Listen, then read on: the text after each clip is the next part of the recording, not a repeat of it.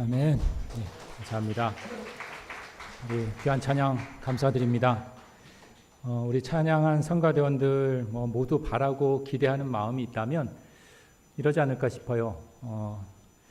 내 상황이 좋을 때 몸도 그렇고 마음도 그렇고 내 컨디션이 정말 완벽할 때 하나님 찬양하면 얼마나 좋을까, 이런 마음 기대하고 바라지 않을까 싶어요. 그런데 실상은 어떤가요? 우리들의 현실은 그러지 못할 때가 있습니다. 누구에게나 감정의 기복이 있어요. 그리고 살아온 삶의 흔적들을 통해서 몸도 마음도 무거운 날이 있습니다. 가정도 일터도 내 지금 상황도 인간관계도 늘 그렇게 평탄하지만은 않습니다. 그런데 이런 일상의 무게에도 불구하고 이렇게 정해진 연습 시간에 또 연습을 하시고 예배에 이렇게 찬양으로 우리의 마음 그리고 하늘의 문을 활짝 열고 또 주어진 자리를 지키는 그 모습을 찬양을 하시는 모습을 보게 됩니다. 그것이야말로 오늘 이제 우리가 함께 나눌 이 말씀의 주제 충성과 이렇게 연결이 되지 않나 생각해 봅니다. 그러기에 오늘 이 시간 우리 성가대원들의 이 찬양은 단순한 노래라기보다는요, 하나님을 향한 한 사람 한 사람의 믿음의 고백, 그리고 삶 한복판에서 정말 하나님께 드리는 몸과 마음을 다해 다 드리는 그 헌신, 곧 충성이라고 생각합니다. 다시 한번 감사드립니다. 이제 우리 말씀을 함께 나누겠는데요. 방금 언급드렸듯이 오늘은 이 충성에 대한 주제로 은혜의 시간을 함께 나누어 볼까 합니다. 충성. 여러분, 충성하면 떠오르는 장면 어떠한 것이 그려지시나요? 충성하면 군대 다녀오신 분들은 아마 동일한 생각하지 않을까 싶어요. 허리를 꼿꼿하게 세우고 이렇게 손이 딱 움직여지는 것, 그게 충성, 이런 이미지가 그려질 겁니다. 하지만 이러한 충성은 우리의 일상생활 속에서도 흔히 접할 수 있는 것 같아요. 예를 좀 들어볼까요? 저희 집에 강아지가 있는데요. 함께 살아가고 있는데 원래 좀 종이 그래서 그런지 아니면 함께 사는 사람이 그래서 그런지 알 수는 없지만 고집이 이만저만이 아니에요. 고집이 정말 세요. 영 이 대화가 안 돼요. 말을 듣질 않습니다. 제가 서라고 해도 한 번도 선 적이 없어요. 말을 도통 듣질 않더라고요. 그렇다고 앉으라 하면 서버리고요. 서라 하면 막 앉아버려요. 이 정도면 저희 말을 완전히 무시하는 거지요. 아주 제멋대로 행동을 해요. 그런데 이 친구에게 아주 놀라운 일이 벌어지는 경우가 있습니다. 언젠가 하니 제 손에 고기가 들려 있으면 완전히 상황이 달라집니다. 표정이 완전히 확 바뀌어요. 그리고 눈빛이 아주 초롱초롱해지고 아주 간절해집니다. 그러면서 저 옆에 딱 붙어서 꼬리를 정말 선풍기처럼 계속 요동을 칩니다. 평소에는 상상도 못할 아주 얌전한 자세로 앉으라면 앉고요. 서라면 서고요. 웃으라면 정말 웃는 것 같아요. 그럴 정도로 이 친구가 몸과 마음을 다해서 저에게 충성합니다. 또 이런 예는 어떨까요? 아내가 아침에 약속이 있어서 외출을 하면 남편에게 당부하지요. 여보, 오늘 국 해놨으니까 이따가 점심시간 때 이거 국 데펴서 먹으라고 말입니다. 점심이 되었습니다. 그럼 남편이 아내의 말을 기억해서 국을 데워서 먹습니다. 자, 이 모습, 충성된 남편의 모습이라고 할 수 있겠지요. 하지만 진짜 충성은 그 다음부터이지요. 더욱 충성된 남성의 모습, 우리 여기 남성들 계시는데 기억하시기 바랍니다. 정말 충성된 모습은요, 다 먹고 설거지까지 마쳤을 때 완성이 됩니다. 근데 여기 조금 더 우리 신사동교회는 더 충성하는 모습을 한번 보여보겠습니다. 여기서 더 나가서 진짜 충성의 완성은요, 싱크대에 물기까지 닦고 사용한 행주도 삶아서 널어놓고 가스레인지 위에 국물 자국도 어떻게 해요? 깨끗하게 쫙 닦아내면 어떤가요? 이쯤 되면 외출을 마치고 돌아온 아내가 남편에게 이렇게 말을 할 수가 있겠죠. 그런 말을 들을 수 있을 것 같아요. 잘했어요. 착하고 충성된 내 남편이라고요. 내 종아했다가 또 이게 분위기가 이상해지니까 잘했어요. 착하고 충성된 내 남편이라는 그런 말을 들을 수 있을 것 같아요. 자, 이렇게 충성이라는 건 군대라는 아주 특수한 조직에서만 통용되는 말이 아닌 것 같아요. 우리의 일상, 가정이라는 이런 소소한 공간에서 얼마든지 발견될 수 있는 것, 그것이 바로 충성이다라는 것을 우리는 함께 이야기 나눴습니다. 자, 그렇다면 우리 신앙 안에서의 충성은 과연 어떠한 모습일까 생각해 봅니다. 교회에서 우리 충성이란 말 종종 사용을 하지요. 충성하세요. 충성하십시오. 자, 이런 말을 들으면 어떤 마음이 좀 드십니까? 조금 더 좀 강하게 좀 말씀을 드려볼까요? 여러분, 죽도록 충성하십시오. 그냥 보통 충성도 아니라 죽도록 충성하십시오. 딱 두 분만 아멘으로 받아들이시네요. 다른 분들은요? 아멘하지 않으신 분들의 마음속에는 지금 어떠한 생각들이 그려지시는 걸까요? 교회 예배 빠지지 않고 참석하는 것? 그냥 왔다 갔다 하는 게 아니라 교회에서 직분을 맡아서 교회에 봉사하고 헌신하는 내가 얼마나 열심히 하고 있는지 그 사역을 꾸준히 참여하는 것, 이런 것들이 쭉 머릿속에 이렇게 스쳐 지나갈 것 같습니다. 그러면서 마음 한편으로는 좀 불편한 마음이 스멀스멀 올라오시는 것이 당연한 것 같습니다.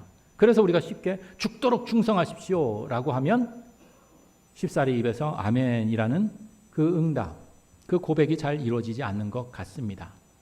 아이고, 그렇게까지 해야 되나요? 아니, 딴 사람은 못해도 저는 그렇게 못할 것 같아요. 그렇게 죽도록 충성하는 거는 순교자나 목사님 이야기지요. 근데 솔직히 저도요, 죽도록 충성하라. 쉽지 않을 것 같습니다. 왜 그럴까요? 왜 그렇게 충성이라는 것, 죽도록 충성하라는 것, 그것은 우리에게 쉽지 않고 불편하고 부담스러운 것으로 다가오는 것일까요? 우리는 이 흔히 충성이라는 이 말을 들으면 군대나 어떤 조직, 아주 딱딱한 조직, 직장도 그렇고요. 그런 곳에서 이루어지는 소위 상명하복을 먼저 연상합니다. 위에서 명령, 요구사항이 떨어지면 밑에서는 어떻게 해요? 묻지도 말고 따지지도 말고 토달면 안 되고 시키면 시키는 대로 무조건 따라하는 그런 식의 충성이 우리에게는 참 익숙하기 때문이 아닐까 싶습니다. 한 가정에서 이러한 모습이 있어요. 명절이 다가오자 아버지가 가족들을, 식구들을, 며느리 다 모아놓고 이렇게 이야기를 합니다. 우리 집은 원래 명절에는 온 가족들이 다 모이는 거야. 이유 불문하고 다 와야 돼. 이건 우리 가족의 규칙이고 전통이니까 잔말 말고 무조건 다 따라. 자, 이 말을 들은 자식들 뭐라고 대답할까요? 물론 그 자리에서 뭐라 할 수 없어서 고개를 끄덕이기는 하지만 속마음은 복잡합니다. 물론 아버지 마음은 어떤지 잘 알겠지만 다들 각자 형편도 있고 이유도 묻지 말고 무조건 오라는 거. 그거 정말 아버지 정말 억지 아닐까? 오히려 아버지가 이런 식으로 한다면 정말 가족끼리 더 멀어질 수도 있는 거 아닌가? 이러한 생각 말입니다. 이처럼 충성이라는 이름하에 오히려 마음은 닫혀버리고 거리는 점점 멀어지는 일이 일어날 수도 있습니다. 생각해 보세요. 막상 명절이 됐습니다. 아버지의 명령대로, 요구사항대로 가족들이 다 한자리에 모였다고 합니다. 그런데 그 자리에 기쁨이 없어요. 진실함이 없어요. 억지로 채운 자리입니다. 그러면 그 시간과 그 공간이 무슨 의미가 있을까 싶기도 합니다. 교회에서도 이런 장면 일어날 수 있습니다. 기성세대는 오랜 세월 신앙생활을 했습니다. 그리고 한 교회에서 교회 생활 오래 했습니다. 그러면서 마땅히 이렇게 말할 수 있습니다. 우리 때는 말도 못하게 힘들었어. 너희들이 상상할 수도, 지금 너희들 일하는 건 일도 아니야. 우리 때는 정말 말도 아니었어. 그래도 우리는 아무 말 없이 다 했어. 그러니까 너희도 좀 해. 자, 그러면 그 말을 듣는 젊은 세대는 마음이 복잡해지기 시작합니다. 거절하면 왠지 좀 불순종하는 것 같고, 괜히 믿음 없는 사람처럼 비춰질 것 같고, 그 관계가 껄끄러워질 것 같습니다. 그래서 마음이 불편해요. 그렇다고 순종하자니, 그 요구, 그 명령대로 따라하자니 어때요? 마음은 전혀 따라주질 않습니다. 그래서 기쁨도 감동도 없습니다. 결국 하긴 해요. 하긴 하는데 속으로 계속해서 메아리 쳐옵니다. 이걸 내가 왜 해야 돼? 이걸 왜 내가 해야 돼? 이러한 생각이 계속 맴돕니다. 그리고 그렇게 시작된 사역은 은혜가 될 수 없겠지요. 은혜가 되기는커녕 점점 의무처럼 다가오고, 그 의무는 점점 피곤해집니다. 그리고 그 피로가 쌓이면 어떻게 될까요? 기쁨이 아니라 힘들고 고된, 말 그대로 정말 고역이 되어 버립니다. 자, 이쯤에서 우리 한번 생각해 봅니다. 겉으로는 가정도 교회도 좀 소위 잘 돌아가는 것 같아요. 모이라고 하니까 모입니다. 당신 이런 거 해라고 하니까 해서 합니다.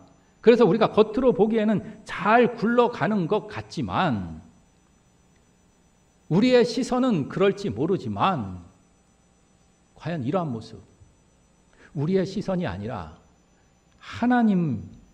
하나님께서는 정말 원하시고 좋아하실까? 이런 모습 과연 하나님께서 기뻐하시는 그러한 충성일까라고 말입니다. 이런 질문을 안고 오늘 말씀을 보시겠습니다. 지금 예전에 터키라고 하죠. 튀르키예 이 서부 지중해 이쪽 해안에 위치한 항구 도시가 있었습니다. 우리나라로 치면 부산과도 같은 그런 위치인데요. 그 지역에 서머나라는 도시가 있었습니다. 아주 부강하고 무역이 아주 성행했던, 아주 풍성했던 항구 도시 서머나가 있었습니다. 당시 그곳에 이스라엘 자신의 땅에서 신앙을 갖지 못하고 이렇게 터키 지역으로 와서 살았던 사람들 중에 유대교가 아닌 예수님을 믿고 따르는 그리스도인들이 모여 있는 작은 교회 공동체가 있었습니다. 그래서 이를 우리는 서머나 교회라고 이렇게 이름을 붙이기도 하지요. 자, 그런데 당시 예수님을 믿는다라는 것, 그것은 쉬운 선택이 아니었습니다. 함께 타지에 와서 살고 있는 유대인들은 대부분이 다 유대교를 믿었습니다. 그런데 이들이 유대교가 아니라, 우리 민족 종교가 아니라 예수 그리스도, 예수를 그리스도라 이야기하고 예수님의 삶을 따라 산다고 하면서 그들이 모인 그 모습을 보니 당연히 같은 유대인들에게 배척을 당할 수밖에 없었습니다. 뿐만 아니라 그 당시에는 상업을 하든 농업을 하든 모든 것에는 소위 말하는 조합 구성이 이루어졌는데, 이 그리스도인들은 조합에 들어갈 수도 없었어요. 그러니 먹고 사는 문제도 힘겨웠습니다. 뿐만 아니라 당시 절대 권력이었던 그 로마 제국에는 황제 숭배가 아니라 예수님을 우리의 구주 왕이라고 그렇게 믿으니 얼마나 로마 정부에게 적대적인 그러한 대상이 되었겠습니까?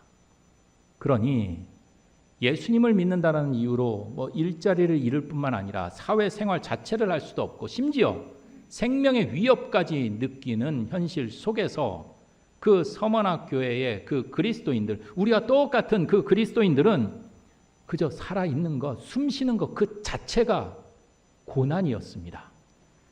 그래서 예수님을 믿는다는 것, 단순한 종교 생활이 아니라 고난과 죽음마저도 감수하는 생존의 투쟁 그 자체였다고 해도 과언이 아니었습니다. 그런 그들에게 이런 메시지가 전해지고 있습니다. 10절 말씀 보시겠습니다. 우리 10절 말씀 함께 봉독합니다. 너는 장차 받을 고난을 두려워하지 말라.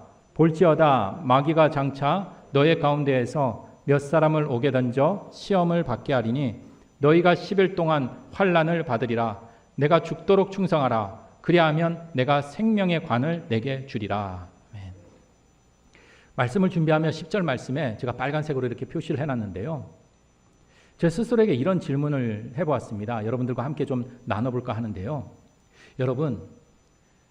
여러분들이라면 어떻게 하시겠습니까? 죽도록 충성하고 생명의 관을 받는, 생명의 그 면류관을 받는 삶을 선택하시겠습니까? 그렇지 않으면 적당히 신앙생활 하는 거예요.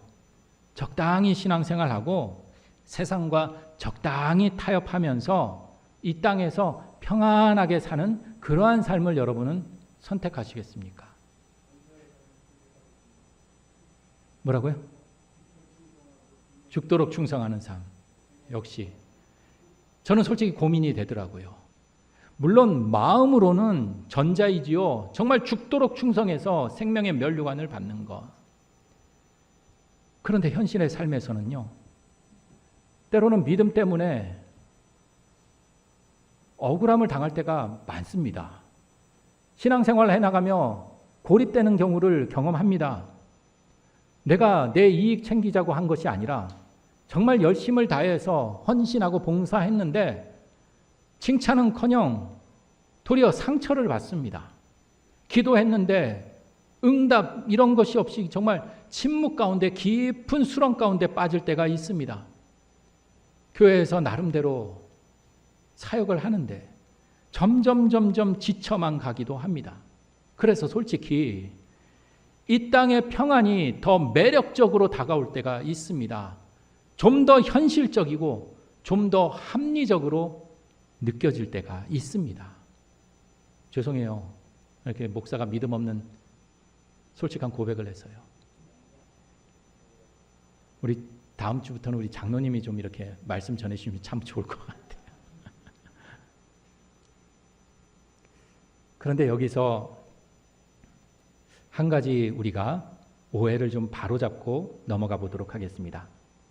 오늘 말씀 속에서 보이는 이 충성, 죽도록 충성하라는 것은 단순히 정말 무리하며 헌신하라는 그 명령이 아닙니다. 이 말씀은 결코 막 과로를 믿음으로, 신앙으로 이렇게 포장하면서 모든 것 다 짜내고 억지로 버티고 의무감에서 떠밀려서 자신을 갈아 넣으라는 그러한 의미도 아닙니다. 또한 생명의 관이라는 이 하늘의 보상을 위해서 일부러 고통을 자처하고 고난을 찾아 나서라는 그러한 뜻도 결단코 아닙니다. 성경이 이야기하는 충성은 전혀 다른 차원입니다. 결론부터 이야기하자면 하나님이 원하시는 그 충성의 정체는 억지나 의무가 아닙니다. 그것은 은혜의 감격한 자의 마땅한 응답인 것입니다. 억지로 끌려가는 것이 아니라 사랑에 이끌려서 드리는 내 마음의 표현, 곧 내 중심의 반응인 것입니다. 이 지점에서 여러분 중요한 것은 순서입니다. 우리가 하나님께 죽도록 충성하는 것, 그것이 시작이 아닙니다. 먼저 하나님께서 우리를 죽도록 충성하셨다는, 전혀 다르지요. 우리가 하나님께 죽도록 충성한 것이 아니라 하나님이 우리에게 죽도록 충성하였다라는 그 사실에서 모든 것이 출발합니다. 여러분, 하나님이 우리에게 죽도록 충성한 것, 그것이 응집되어 마치 활화산처럼 터진 것이 바로 예수님의 십자가 사건입니다. 예수님의 십자가, 자신의 생명을 다해 우리를 사랑하신 하나님의 헌신, 몸과 마음을 다한 충성인 것입니다. 이것이 먼저입니다. 이것이 우리 신앙의 시작점이요 근본입니다. 여러분, 신앙에는 분명한 순서가 있습니다. 그런데 순서를 놓치면요, 신앙생활을 해도 이 신앙이 왜곡되어 버려요. 변질됩니다. 그래서 신앙생활을 열심히 한다고 하지만 율법이 되어버리고요, 형식에 갇혀버리고요, 자신의 공로나 자랑이 되어버리고 때로는 무거운 의무가 되어버립니다. 하지만 순서를 붙잡으면 신앙은 감격이 됩니다. 말씀이 너희를 자유케 하신 것처럼 자유가 됩니다. 자, 다시 한번 순서를 확인해 봅니다. 우리가 예수님께 충성하기 전에 예수님께서 먼저 우리에게 죽도록 충성하셨습니다. 이것이 복음의 핵심적인 순서입니다. 예수님은 죽도록 충성하라고 우리에게 명령하시기 전에, 10절에 그렇게 명령하시기 전에 먼저 죽기까지 우리를 사랑하셨습니다. 그래서 8절 말씀을 보시기 바랍니다. 앞서 우리가 10절을 살펴봤는데요, 10절은 우리에게 명령하셨죠. 죽도록 충성해라. 8절 말씀을 우리 거슬러 와서 함께 봉독해 보도록 하겠습니다. 서머나교회 사자에게 편지하라. 처음이요 마지막이요 죽었다가 살아나신 이가 이르시되, 예수님께서 스스로 자기를 소개하고 있어요. 자신은 이렇게 이야기합니다. 처음이요 마지막, 그리고 죽었다가 살아나신 이라고 이렇게 소개를 하고 있습니다. 여러분, 이게 무슨 뜻일까요? 예수님이 먼저 죽으셨다라는 것입니다. 우리를 위해 먼저 고통을 겪고 먼저 죽기까지 사랑하셨다라는 것입니다. 그러한 분이 바로 예수님이시다라고 소개하고 있습니다. 그러기에 우리가 죽도록 충성하라는 이 10절 말씀 앞에 서기 전에 이미 우리는 8절, 우리에게 죽도록 충성하신 예수님 앞에 먼저 서야 한다라는 것입니다. 이 순서 잊지 마시고 기억하시기 바랍니다. 이 순서를 놓치지 않아야 우리의 모든 말과 생각과 행동에 질서가 잡힙니다. 우리의 충성은 억지가 아닌 감격이 되고, 의무가 아니라 기쁨이 되고, 고역이 아닌 당연한 은혜의 응답이 될 수 있는 것입니다. 그러니 우리에게 주어진 충성은 그 압도적인 그 사랑에 대한 자발적인 응답입니다. 반복합니다. 억지로 떠밀려 하는 고역이 아니라 우리를 위해 먼저 죽기까지 충성하신 예수님의 그 사랑에 감격하여 드리는 기쁨의 헌신이라는 점을 말입니다. 자, 이 충성의 원리, 이 원리는 하나님의 관계를 넘어 우리 삶의 모든 영역으로 흘러 넘쳐야 합니다. 특히 세대 간의 갈등과 단절이 깊어지는 시대를 우리는 살아가고 있습니다. 이 시대에 우리는 서로를 향한 이 충성의 원리, 이 충성의 의미를 다시금 깊이 되새겨야 합니다. 오늘날 우리는 눈에 보이지 않는 세대 간의 벽 앞에서 답답함을 느껴요. 그리고 서로를 향해서 깊은 오해와 거리감 속에 살아가곤 합니다. 기성세대는요, 젊은 세대들 바라보며 이렇게 이야기를 합니다. 요새 젊은 사람들은 너무 나약하다고 말입니다. 그리고 책임감도 없다고 말입니다. 뭔가 꾸준함이 없다라고, 성실하지 못하다라고 그렇게 여기기 쉽습니다. 또한 반대로 젊은 세대들은요, 기성세대들을 바라보면서 너무 답답하다고, 너무 고루하다고, 너무 진부하다고, 구시대적이라고, 우리의 삶을 정말 이해하지 못한다고 불평하기 쉽습니다. 하지만 기억하시기 바랍니다. 예수님의 충성 말입니다.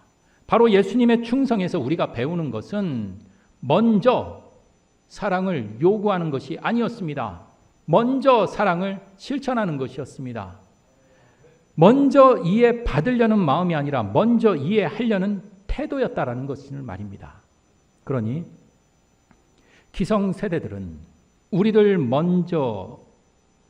위해 먼저 자신을 내어주신 그 예수님의 충성처럼 우리도 먼저 사랑하고 먼저 이해하고 먼저 다가서야 한다는 것입니다.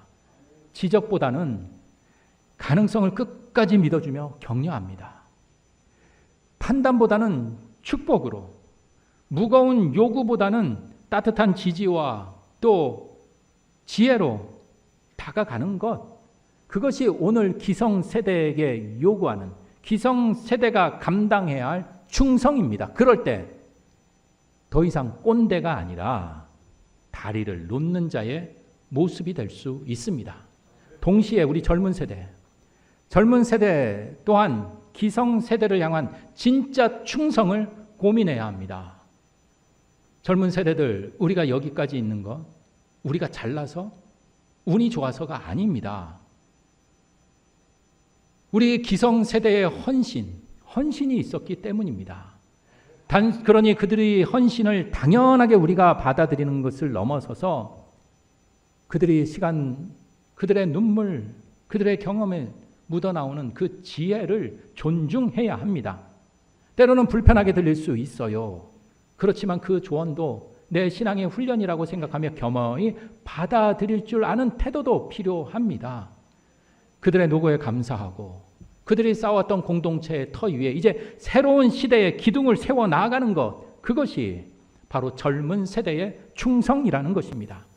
이렇게 할 때 젊은 세대들은 무조건 반항하는 반항자가 아니라 과거와 미래를 연결하는 자가 될 수 있습니다. 뿐만 아니라 나아가 세대를 넘어서 나와 너 그리고 우리의 관계 속에서도 마음이 불편해지고 불평이 슬그머니 고개를 들 때가 있습니다. 그럴 때일수록 여러분 잠시 멈춰서서 내 생각보다 먼저 나를 위해 십자가를 지신 그 예수님의 충성을 묵상해 보시기 바랍니다. 그 십자가의 사랑 앞에 서면 죽기까지 우리를 사랑하신 그 고귀한 그분의 그 충성 앞에 서면 나의 헌신과 그 수고도 더 이상 마지못한 의무가 아니라 특권이 될 수 있습니다.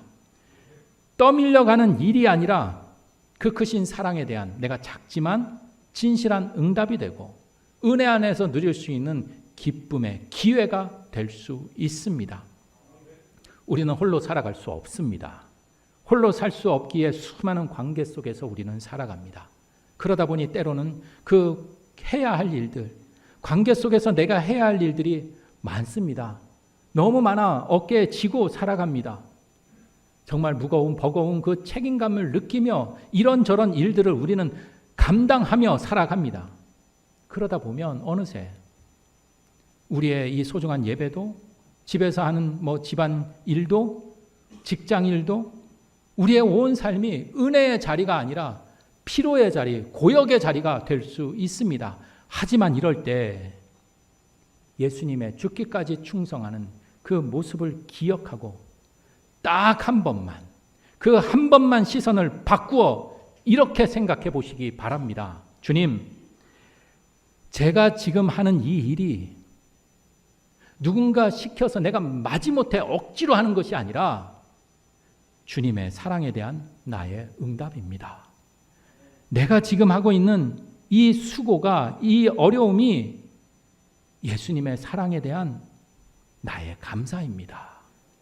이렇게 고백이 머무는 순간 억지로 지던 집은 고귀한 특권이 됩니다. 마지못해 하던 일에 기쁨의 샘물이 용솟음칩니다. 그리고 한숨 섞인 일상이 그 하늘의 은혜를 끌어오는 거룩한 성소가 될 수 있습니다. 그러니 오늘도 여러분 우리 신앙인들은 마지못해 살아간다고 말하지 마시기 바랍니다. 그러니 우리 신앙인들은 억지로 봉사하고 얼굴 찌푸리면서 수고하지 마시기 바랍니다. 왜 나만 해야 돼? 왜 나만이라는 이 불평 대신 주님, 오늘도 당신의 사랑에 응답하고 주님, 오늘도 사랑할 수 있어서 감사합니다. 이 고백으로 하루를 시작해 보시기 바랍니다. 언젠가 우리가 감당한 그 모든 무거움이 하늘에서 가장 영광스러운 그 면류관으로 번역이 되어서 주님 손에 올려질 날이 올 것입니다. 그리고 그날 우리 함께 미소 지으며 말할 것입니다. 아, 그래. 그때 그 모든 수고가 헛된 것이 아니었구나. 그 모든 수고가 정말 참 잘한 일이었구나 라고 말입니다. 말씀을 마칩니다. 우리를 위해 죽기까지 충성하신 예수님의 그 압도적인 그 사랑 먼저 기억하시기 바랍니다. 우리의 소중한 삶, 누가 시켜서 마지못해 그렇게 살아간다면 얼마나 가련하고 얼마나 불쌍하고 안타까운 삶이겠습니까? 세상에 질질 끌려가는 노예의 삶밖에 될 수 없겠지요. 그러니 이제 우리도 주님께 그리고 서로에 대해 죽도록 충성하는 그러한 삶을 살아가시기 바랍니다. 그 충성은 결코 고통스러운 억지나 의무가 결단코 아닙니다. 예수님의 사랑에 대한 감격의 응답이고 세대를 뛰어넘는 영원히 빛날 아름다운 유산이 될 것입니다. 고난 속에서 믿음을 지켰던 오늘 말씀의 주인공 저 서버나 교회의 그 교인들처럼 우리의 삶이 이 땅에서 끝나는 순간 비록 우리가 완벽하지는 못하더라도 감히 이렇게 우리 함께 고백할 수 있기를 소망합니다. 나는 나의 주님을 위해 그리고 주님이 사랑하신 그들을 위해 기꺼이 죽도록 충성하며 살았습니다. 그래서 우리의 삶이 단지 한 시대의 이야기로 끝나는 것이 아니라 우리 세대와 세대를 연결하는 다리가 되고 영원한 생명의 면류관을 위한 거룩한 도전이 되는 진정 가치 있고 의미 있는 살아있는 복음이 되어져 가길 우리 주 예수 그리스도 이름으로 간절히 축원합니다. 기도 드리시겠습니다. 주님, 우리의 충성이 억지나 의무에서 시작되지 않게 하여 주시옵소서.